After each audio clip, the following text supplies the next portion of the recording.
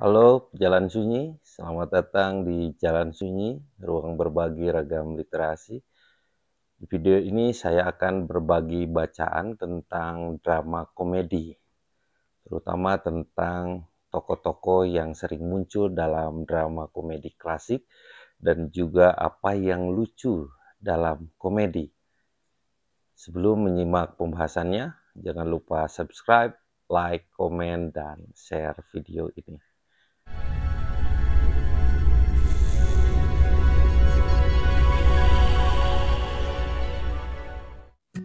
Aristoteles adalah orang pertama yang mengidentifikasi dan mengkategorikan unsur-unsur struktur drama komedi.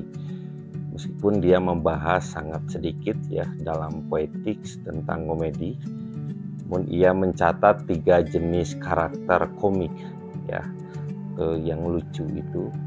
Ya, ketiga macam tokoh tersebut adalah alazon ya, atau sering disebut blocker atau penghambat, Eiron ini guru ya, dan badut ya, komik. Baik, yang pertama akan kita bahas ini alazon. Alazon ini berasal dari kata Yunani, awalnya berarti penipu. Jadi dalam arti ini seseorang yang menyamar atau tidak mengungkapkan sifat aslinya gitu ya. Jadi berarti juga ini setiap orang yang tidak nyata atau tidak asli ya. Untuk mencapai akhir yang bahagia, ini hambatan ini harus dihilangkan ya. Konflik harus diakhiri. Jadi alazon ini harus diubah. Misalnya ayah yang tidak merestui anak laki-laki untuk menikahi gadis impiannya, ini harus berubah pikiran. Orang bodoh ini harus dididik, wanita yang menipu diri sendiri misalnya harus sadar, orang tua yang sombong harus diperbaiki. Dalam drama komedi, alazon ini bisa diperankan oleh satu atau beberapa tokoh. Karena sifatnya yang sering menghambat, alazon ini sering disebut juga sebagai blocker ya. Alazon ini adalah tokoh ya yang paling penting dalam komedi klasik. Mengidentifikasi ide atau perilaku tokoh ini biasanya merupakan sesuatu yang ingin diejek oleh penulis naskah. Dalam arti tertentu, dia seperti reasoner yang negatif dan menyoroti pernyataan yang diungkapkan oleh tokoh ini, posisi yang dia pegang, dan jenis sikap atau perilaku tertentu yang dia lakukan. Ini dapat memberi petunjuk tentang makna drama itu. Yang kedua ini adalah Eiron. Arti asli dari kata Eiron ini adalah mencela diri sendiri. Jadi ini dari bahasa Yunani begitu ya. Seseorang yang mengejek, menertawakan dan mengolok-olok dirinya sendiri dan orang lain. Jadi Eiron ini adalah tokoh ya, karakter yang mengalahkan, yang mendidik, menipu atau dengan cara apapun ini bekerja untuk menyelesaikan hambatan utama dari drama. Jadi kita juga dapat menyebut tokoh ini sebagai guru ya. Guru ini mungkin orang yang bodoh, bisa juga profesor, orang yang berpendidikan, atau kekasih muda, atau dia yang sering merencanakan sesuatu, pengatur siasat, atau dalam banyak drama kuno ini budak yang licik dan lihai ya. Misalnya kaisar yang berjalan telanjang di jalan, ini adalah penghalang alazon. Anak laki-laki yang tidak takut untuk menyebut bahwa kaisarnya tidak memiliki pakaian adalah gurunya, Eiron. Di dalam drama komedi, Eiron ini dapat diperankan juga oleh satu atau beberapa tokoh ya. Yang ketiga adalah badut ya. Aksi utama komedi klasik berasal dari konflik antara Alazon dan Aeron, ya. Blocker atau penghambat dan guru. Nah, oleh karena itu, secara sederhana, ya, badut adalah karakter lain dalam drama komedi. Tokoh ini mungkin seorang pengamat yang sarkastik, pelayan yang jutek, orang kepercayaan yang cerdik, ya, seseorang yang mungkin kebetulan lewat begitu saja, misalnya, atau sejumlah variasi lain. Ya. Ada beberapa fungsi khas yang dilakukan oleh seorang badut ini. Bisa berperan sebagai foil untuk salah satu tokoh utama, pasangan tokoh utama. Lalu kemudian ya karakternya ini sangat kontras. Atau memberikan momen pada tokoh comic relief, ya. Nah, comic relief ini yang tidak ada hubungannya dengan aksi peristiwa utama, ya, tetapi memang dia menghibur dengan caranya sendiri. Atau juga bisa berperan sebagai tokoh reasoner, ya, mengungkapkan ide utama, menyampaikan ide-ide penulis, gitu ya. Berfungsi sebagai juga karakter utilitarian, ya. Jadi membantu menggerakkan plot saat tidak ada cara lain. Di macam-macam ya perannya. Lalu selanjutnya apa yang lucu, ya, atau sumber tertawa. Nah, perlu berhati-hati mendefinisikan komedi klasik, ya, berdasarkan struktur plot dan karakter khasnya. Di pembahasan tadi ini sengaja menghindari kata lucu dan hanya mengatakan bahwa komedi ini ya berakhir bahagia.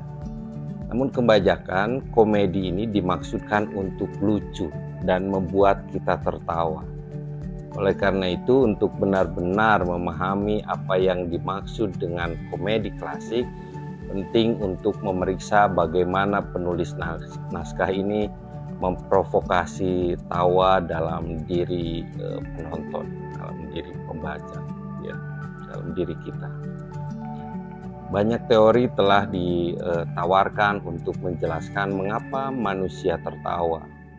Hampir semuanya mengasumsikan bahwa komedi mengharuskan bahwa komedi itu mengharuskan penonton menjauh dari peristiwa drama tersebut, sehingga tawa ini bisa muncul dari perasaan bahwa kita superior dan aman. Dalam parameter yang luas ini ada beberapa perangkat khusus, ya, yang memunculkan yang muncul dalam drama komedi. Keganjilan atau ketidaksesuaian.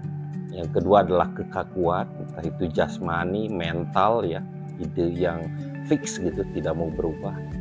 Kekakuan emosional. Dan yang ketiga adalah psikologi Freudian, ya, permusuhan, lelucon, seks, gitu ya.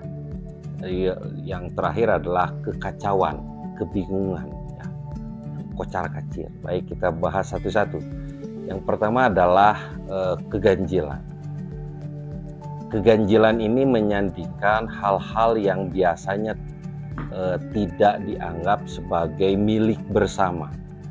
Jadi tawa ini berasal dari hal yang kontras antara apa yang kita harapkan dan apa yang sebenarnya kita dapatkan. Seorang perempuan misalnya yang jangkung ini menari dengan seorang pria yang pendek. Nah, itu seringkali dianggap tampaknya tidak sesuai, gitu ya. Nah, yang kedua ini adalah kekakuan. Ya. Sebagai manusia, kita suka berpikir bahwa kita adalah makhluk yang cerdas, sadar akan dunia di sekitar kita, dan mampu beradaptasi dengan situasi yang terjadi. Jadi kita adalah makhluk yang memiliki pikiran, jiwa, dan roh, begitu ya. Dan tubuh kita adalah organisme yang fleksibel, tempat intelektual kita hidup, ya.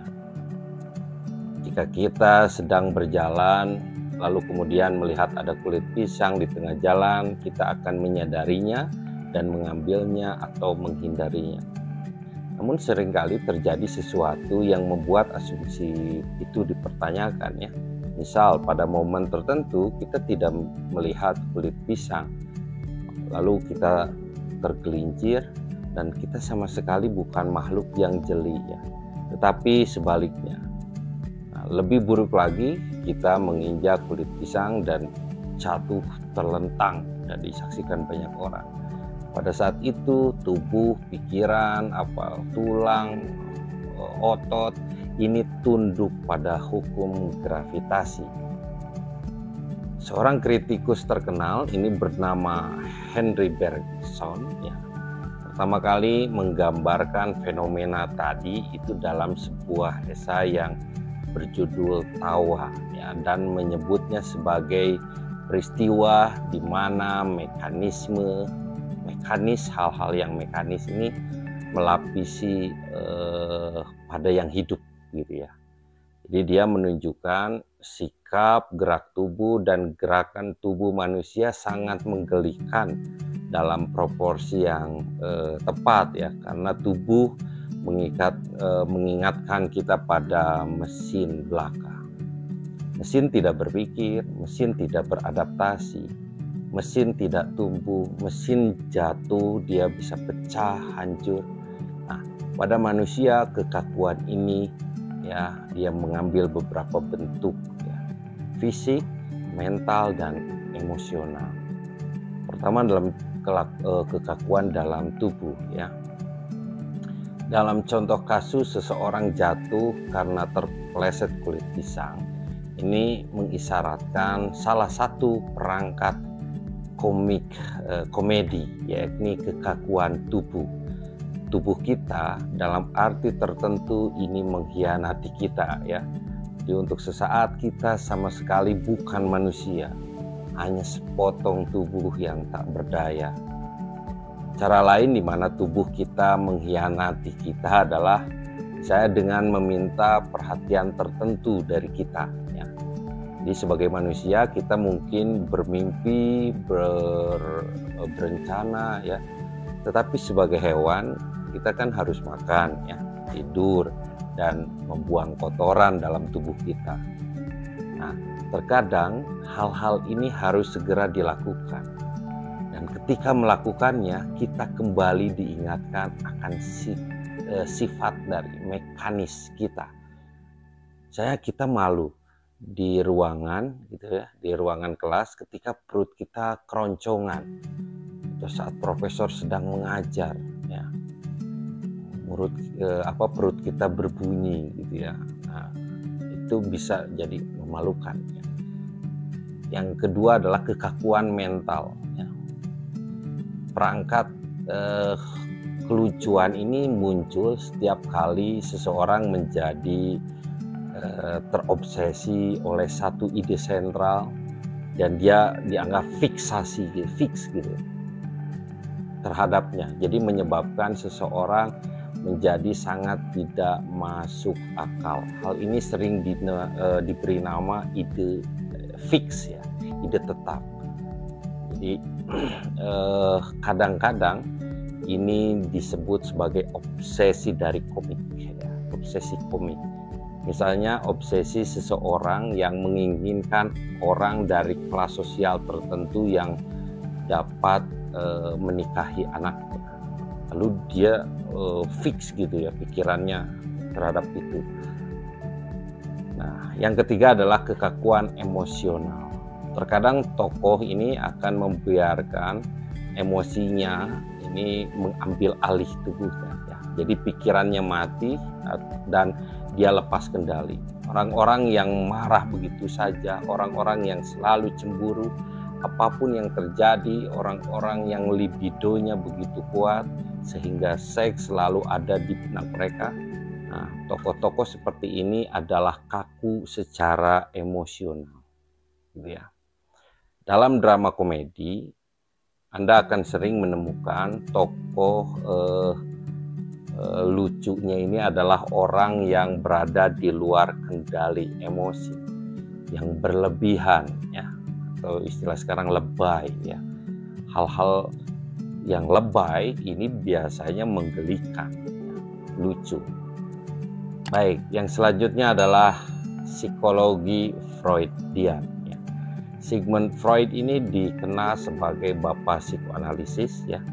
Dia menjadi salah satu orang pertama yang menyadari pentingnya peran alam bawah sadar kita ya dalam kehidupan sehari-hari, dan seberapa banyak ya dari apa yang kita lakukan dikendalikan itu oleh impuls yang terletak di bawah permukaan pikiran sadar kita ya. Jadi dia mencatat bahwa semua manusia ini didorong oleh kebutuhan dasar tertentu seperti tempat tinggal, makanan, keamanan, kenyamanan, dan seks ya. Dalam masyarakat primitif, orang berpindah-pindah ini memenuhi kebutuhannya sesuka hatinya ya. Ketika lapar, dia akan makan apapun yang tersedia. Ketika marah, dia mungkin membunuh apapun yang membuatnya marah. Ketika terangsang secara seksual, dia mungkin memperkosa gitu ya. Namun kita tidak hidup dalam masyarakat yang primitif ya. Kita telah menyepakati norma-norma dan kode etik yang melarang perilaku spontan dan agresif semacam itu ya. Itu dilarang. Nah, untuk sebagian besar kita bisa mengendalikan diri kita sendiri. Kita telah belajar seni represi ya, dari penindasan dan pengekangan. Tapi represi ini tidak selalu mudah ya. Kita terangsang oleh banyak hal, tetapi tidak selalu bisa mendapatkan kepuasan instan ya. Tetap saja ketidaksadaran kita menuntut untuk dipenuhi, dan karena itu tidak dapat mengekspresikan dirinya dalam tindakan ya. Ia harus menemukan jalan keluar lain. Nah, lelucon adalah salah satu cara untuk melepaskan ketegangan itu. Freud ini mengklaim bahwa lelucon, komedi ini adalah cara yang aman bagi kita untuk menghadapi impuls yang berbahaya. Jadi dia mencatat dua kategori utama ya, di mana itu bisa terjadi. Yang pertama adalah permusuhan. Jadi lelucon ya, hal-hal yang lucu seringkali datang dari pusat ketidaksadaran kita yang mengendalikan rasa takut. Kita mungkin memiliki pemimpin yang tidak kita sukai, tetapi tidak dapat kita hadapi ya. Bos kita mungkin brengsek ya, tapi dia bos kita ya, sulit dikalahkan misalnya. Guru kita mungkin tidak kompeten gitu ya, tapi dia tetap mengontrol kita. Kita tidak selalu bisa menghadapi tokoh-tokoh berkuasa tadi ya. Tetapi kita bisa mengatasi permusuhan yang kita rasakan dengan mengolok-olok mereka. Nah, salah satu cara kita mengekspresikan permusuhan ini adalah dengan mengambil beberapa fitur atau peristiwa dan melebih-lebihkannya ya, mengolok-oloknya. Misalnya jika pemimpin memiliki hidung yang tidak biasa, maka kita akan menggambarkannya dengan hidung yang sangat besar ya, sehingga menghasilkan gambar karikatur, parodi atau satir ya. Yang kedua adalah lelucon seks. Dalam tadi pembahasan kekakuan emosional ya, sekilas disinggung bahwa kontras antara sifat manusia kita dan kebutuhan hewan seringkali menjadi sumber tawa ya. Freud ini melangkah lebih jauh ya dalam pembahasan itu ya. Jadi dia berargumen bahwa kita ini secara terbuka menekan sifat seksual kita. Selain itu, kita sering menganggap dorongan itu sedikit, berdosa, berbahaya, atau jahat. Seringkali ada ketegangan di sini. Keinginan kita untuk mengendalikan diri melawan keinginan kita untuk menjelajahi sisi gelap itu. Oleh karena itu, salah satu cara untuk meredakan ketegangan itu adalah dengan mengolok-oloknya. Dan kesenangan ini menghasilkan suatu istilah yang disebut dirty joke atau lelucon yang jorok gitu ya. Banyak komedi ini memiliki keseluruhan alur cerita berdasarkan dirty joke, lelucon jorok, atau setidaknya satu atau dua adegan di mana seks menjadi subteksnya, sesuatu yang ada di bawah teksnya. Gitu ya. Misalnya Lysistrata, karya Aristophanes. Ini adalah contoh klasik dari itu ya. Di sini sekelompok perempuan Athena dan Spartan ini bersumpah bersama untuk menahan seks dari suami mereka sampai mereka menghentikan perang panjang mereka yang mereka lakukan ya. Nah, perlahan-lahan para pria ini semakin terangsang. Saat siksaan ini berlangsung, kita melihat mereka muncul dengan dengan lingga yang semakin besar gitu ya, dan mendengar mereka mengerang kesakitan dan punya keinginan ya, dan itu membuat lucu ya. Pada akhirnya tentu saja para perempuan ini menang. Lelucon jorok adalah seks lebih penting daripada politik gitu ya. Lalu yang selanjutnya ini terkait kekacau balauan ya, yang sesuatu yang jungkir balik. Nah, perangkat ini mengacu pada situasi apapun dalam drama di mana ekspektasi normal Anda menjadi terbalik ya. Segalanya mundur dan ekspektasi kita tentang apa yang normal tiba-tiba dipertanyakan. Apa yang biasanya buruk menjadi baik dan gangster menjadi orang yang kita dukung ya.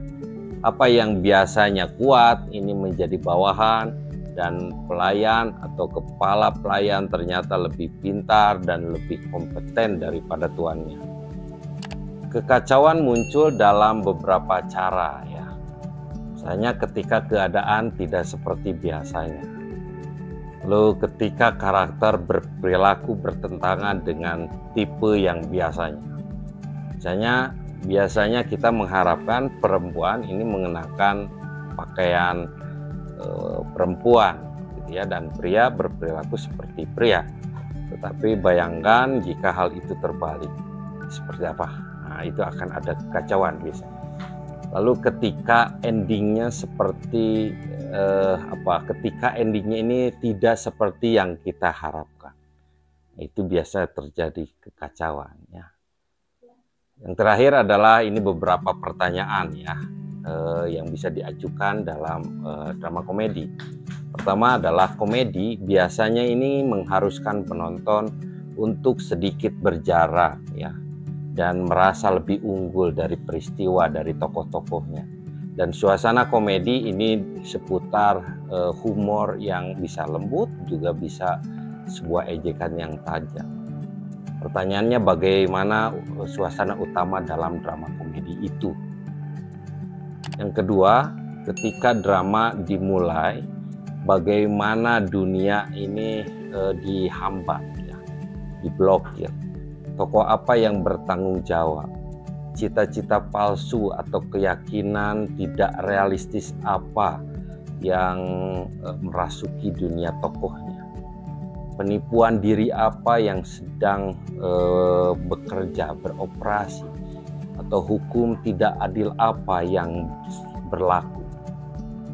Yang ketiga adalah dari keempat jenis strategi plot tadi, misalnya di video sebelumnya saya sudah bahas mengejar roman, permainan tipu muslihat, pelajaran yang diajarkan atau interaksi dengan dunia hijau, manakah yang beroperasi dalam drama yang Anda baca atau Anda tonton? Apakah lebih dari satu strategi? Ya. Nah, menurut Anda, mengapa penulis naskah memilih itu dan bukan strategi yang lain? Pertanyaan keempat adalah, jika drama itu terutama tentang mengejar romansa, apa yang membuat pasangan kekasih begitu tertarik satu sama lain? Apa yang ingin disampaikan dari dunia drama itu? Apa misi penulis menyampaikan itu? Yang kelima, ini jika dramanya tentang permainan trik, apa sifat dari trik itu? Apakah itu tidak berbahaya atau sengaja kejam? Jika seseorang menyamar, mengapa mereka memilih itu?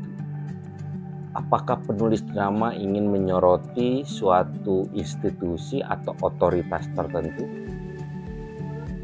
Yang keenam, jika drama itu tentang mengajarkan sebuah pelajaran apa yang bisa dipetik?